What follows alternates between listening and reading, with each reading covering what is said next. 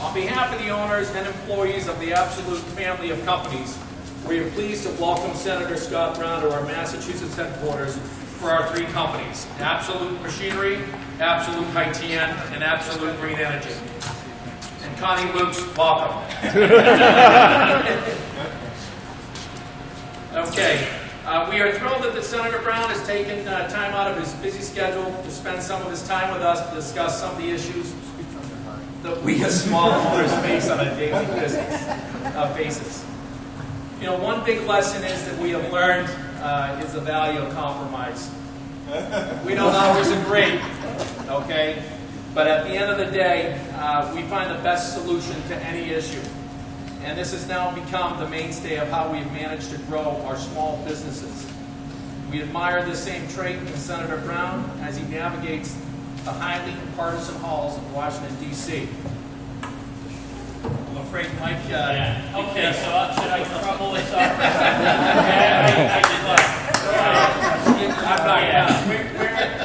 We really appreciate the senator stopping by. We have survived because we work together, and we've done it in good times and in bad times. Our business has been built.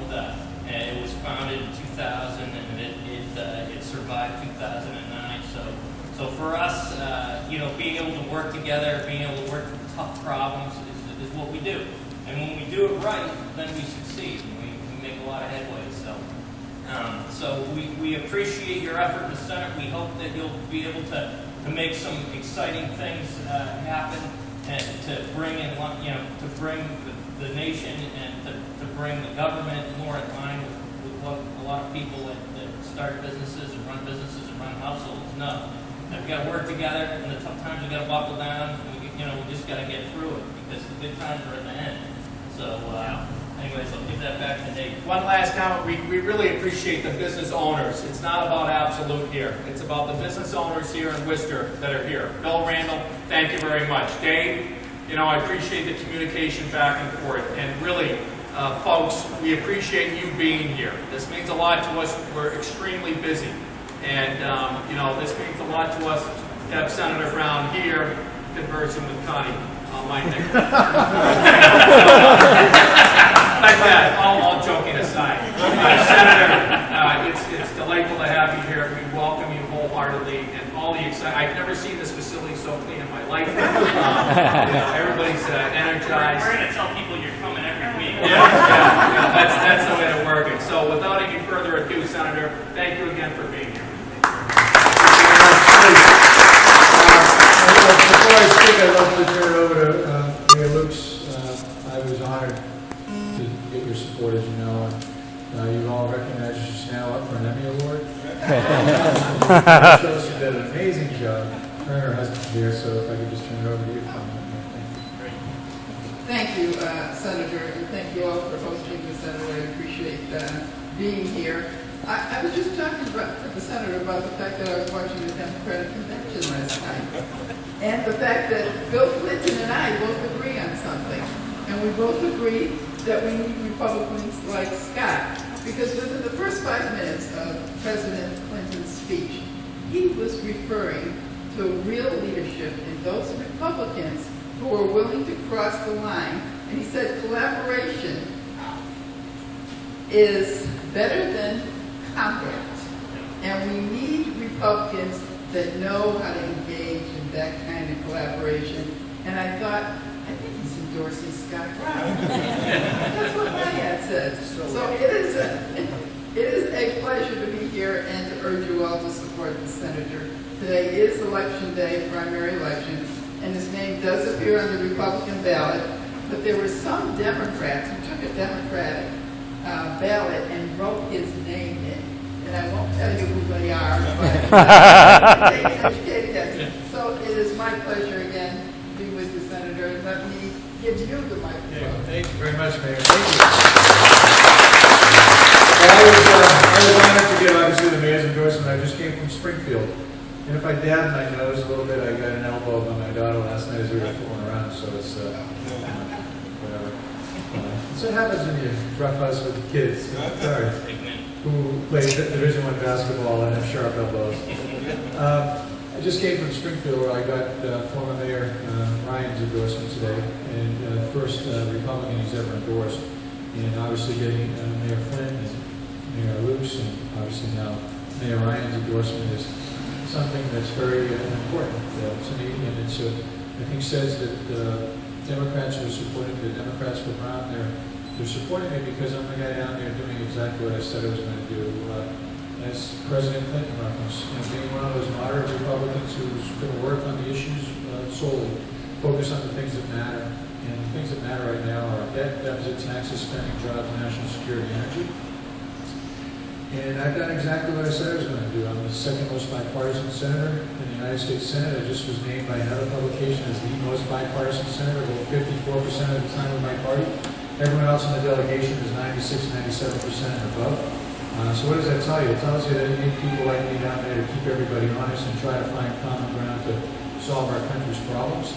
And you have a very real choice. You heard Professor Warren, apparently she thinks she's running against Mitt Romney and Paul Ryan. She's not, she's running against me.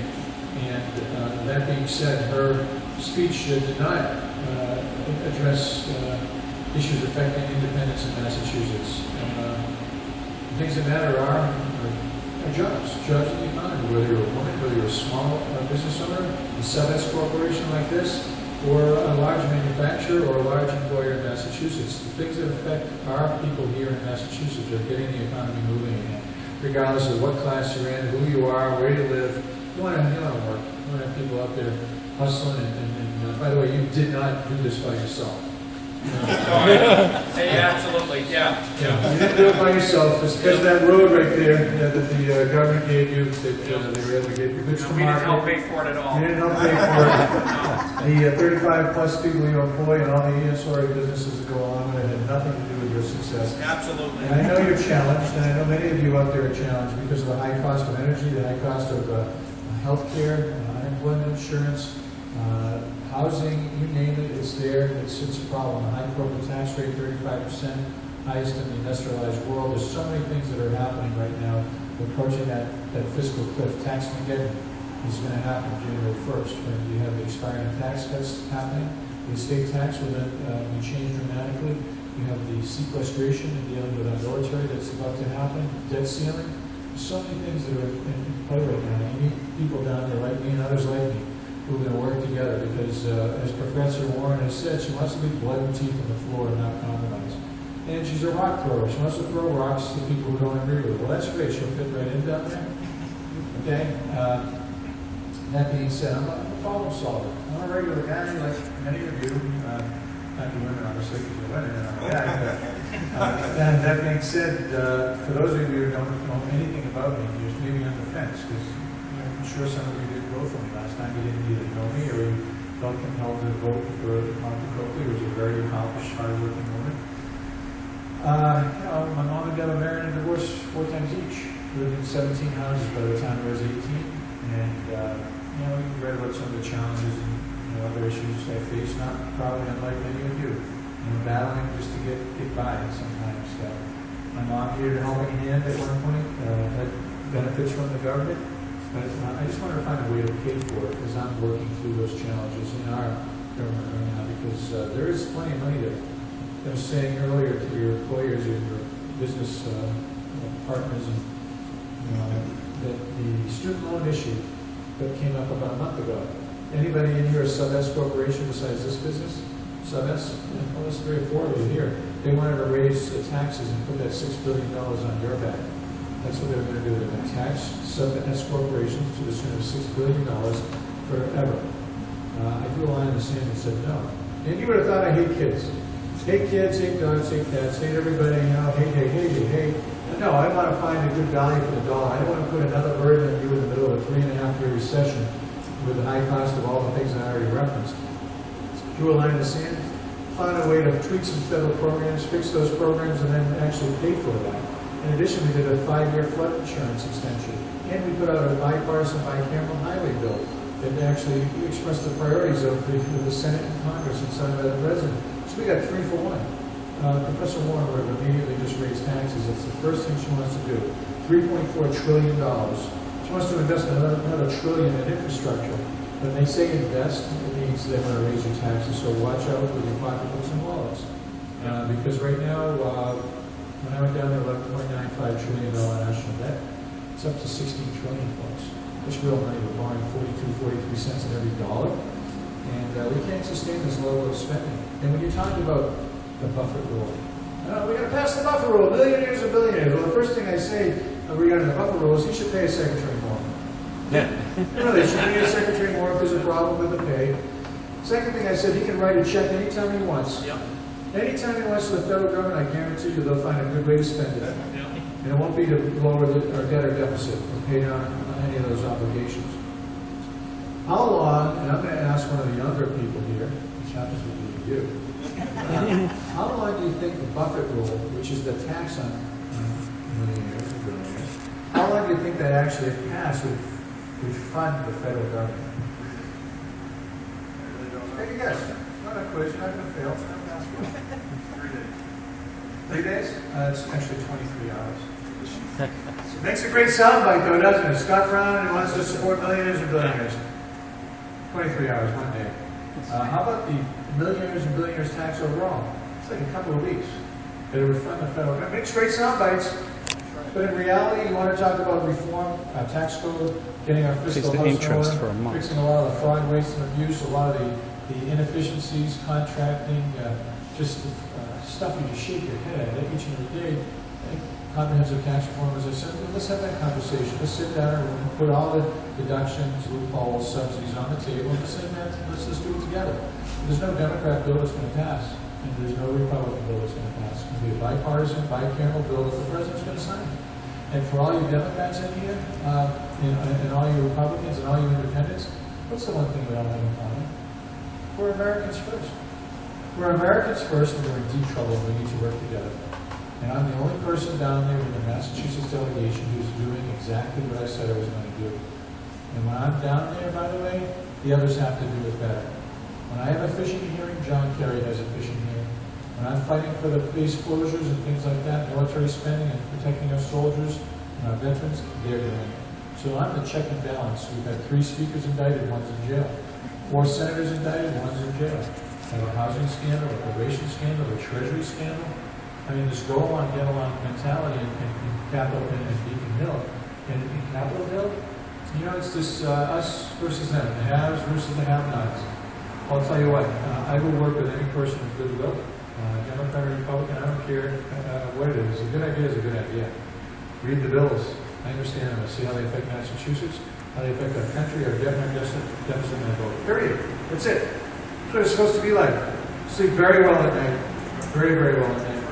So, I just want to say a couple of things. First of all, it's great to be here. I have been to other businesses that do similar types of things, and I find it fascinating. I asked them, what made them get into this business? You grew up and say, I'm going to build large plastics machinery, who would have ever thought? But here you are, you're creating a business, you did it on your own, you have employees that you're providing a good living for, and so I want to thank you as a job creator, because you will never hear me demonizing you all as job creators, any one of you in here. That mentality of you didn't do it on your own, and that radical movement, the Occupy protest movement that Professor Warren is the intellectual foundation creator of, with all due respect, it's not going to pay the bills, and it's not going to allow you to grow and expand and become competitive on a global basis. So I would ask you to do a couple of things. If you're on the fence, then please ask some questions and let me earn your vote. If you are voting for me, I encourage you to go to scottbrown.com. Sign up, Women for Brown, Veterans for Brown, Business Owners for Brown, and let us know what your concerns are, and let us tell you when we're having a rally. Hey, by the way, the kids, they're at school, get them an absentee ballot. Oh, by the way, Mom and Dad, they're going down south, get them an absentee ballot. You know, those little things where I don't have to make 2 billion phone calls. And I'll just say in closing, aside from my marriage to Gail, and the mayor's heard me say this, and the birth of my kids, being your senator has been the greatest honor I've ever had. I mean, a guy like me who's had some challenges growing up, like many of you, and to think that I have the opportunity to represent this great state of the United States Senate, trying to fill the shoes of the late Ted Kennedy, JFK, John Quincy Adams, Daniel Webster. I mean, you kidding me? I mean, it's huge. It's unbelievable. And I think about that each and every day, that solemn obligation I have to do my very best. And I'm going to make mistakes. Mayor, you made mistakes. Everybody, you made mistakes. And if you remember when I gave my victory speech, I said, I'm going to make mistakes. And I actually started out right off the bat. I said, my daughters are available on national TV. How's that? Pretty good one, huh? All you guys, all you fathers or fathers-to-be, but girls don't ever do that. So I'm happy to take some questions if anyone has any. Otherwise,